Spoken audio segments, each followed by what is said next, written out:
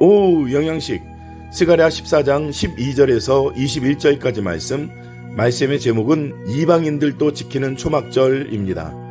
본문 말씀은 스가랴의 마지막 부분으로 결론에 해당합니다. 스가랴의 말씀을 나누면서 여러 번 말씀을 드렸는데요. 여러분, 포로에서 돌아온 사람들, 그들이 무엇 때문에 안락한 생활을 포기하고 돌아왔습니까? 예루살렘에 돌아와서 가장 먼저 성전부터 재건하기 시작한 이유가 무엇입니까?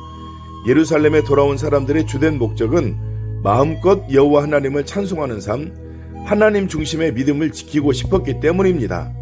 그렇기 때문에 예루살렘에 돌아와서 먼저 시작한 일이 바로 성전 재건이었던 것입니다. 그런데 성전 건축이 완성된 이후로 유다 사람들의 모습은 온전한 신앙을 지키지 못할 때가 많았습니다. 잘못된 모습, 과거 그들의 조상들이 하나님의 심판을 받게 되었을 때의 모습으로 회개하려는 모습도 보였습니다. 그렇게 하나님께서는 또 스가랴 선지자를 통해서 진정한 회개를 선포하게 하십니다. 참된 회개가 있을 때에 하나님의 회복도 있음을 말씀하셨죠.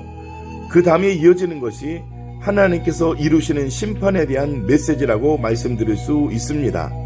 하나님께서 심판하시는 날을 가리켜 그날 곧 여호와의 날이라고 말씀하셨습니다. 이 여호와의 날은 양면성을 갖고 있는데요. 불순종하고 하나님을 믿지 않는 자들, 이방 나라들에 대해서는 심판의 날, 멸망의 날이지만 그 가운데 여호와 신앙을 지키는 자들에게는 구원의 날입니다. 본문 말씀을 보니까 여호와의 날이 얼마나 두려운 날인지를 설명해 주시면서 여호와 날의 심판에는 이스라엘 백성들 가운데에서도 심판받아 멸망당하는 사람들이 있음을 말씀하십니다. 또한 이방 나라들에 대한 하나님의 심판이 얼마나 강하고 무서운 일인지 잘 설명해 주고 있습니다. 그와는 반대로 말씀을 잘 보시면 하나님께서 계획하신 구원 계획이 어떤 것인지를 알 수 있습니다. 그런데요, 저는 본문 말씀 가운데 유대인들이 지키는 3대 절기 중에 하나인 초막절 절기를 왜 지키라고 말씀하실까 궁금했습니다. 심지어 이 초막절을 지키지 않는 자에게는 또 다른 하나님의 징벌이 있음을 말씀하시거든요. 왜 초막절일까요? 구체적으로 무엇 때문에 초막절 절기를 지키라고 말씀하시는지는 알 수가 없습니다.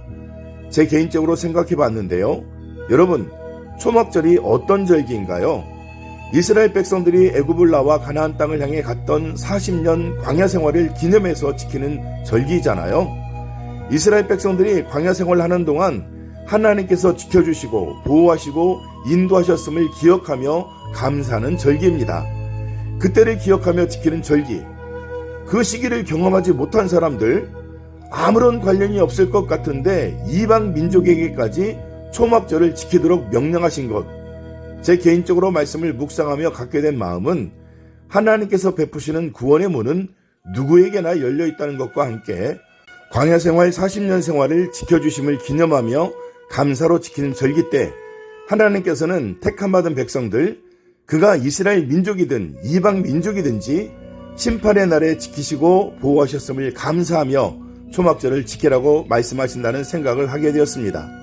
사랑하는 믿음의 가족 여러분, 심판의 날, 역설적으로 구원의 날에 택하신 백성들을 지키시고 구원하신 하나님께서는 지금도 택함받은 백성인 우리를 지키시고 보호하시는 줄 믿습니다. 그렇게 우리는 감사해야 하고 구별된 자로서 삶을 살아야 합니다. 과거 우리도 이방인이었으나 지금 우리는 하늘아버지의 택함을 받아 구원받은 자녀들이 되었기 때문입니다. 이스라엘이 초막절 절기를 지키는 것은 하나님께서 인도하시고 보호하셨음을 감사했기 때문입니다.